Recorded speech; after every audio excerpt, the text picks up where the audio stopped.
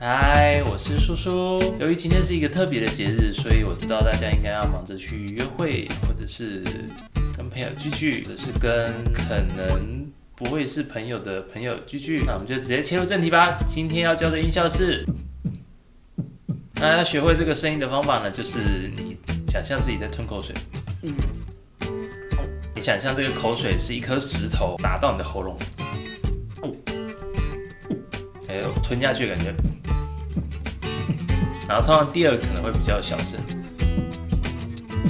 教大家一个如果约会的时候很紧张要怎么克服的方法吧。比方说你跟这个男生跟这个女生面对面了，你现在心跳得非常快，但是你要假装自己不紧张，那要怎么办呢？你这个时候就可以说，其实我现在一点都不紧张啦，你听我的心跳声现在跳得很慢哦，是不是很实用呢？以上就是今天的非常短的音效教学。如果喜欢这个影片的话，记得帮我按喜欢。在去约会之前，赶快去按订阅、分享，还有小铃铛。那今天影片就到这啦，非常短的情人节约会篇，拜。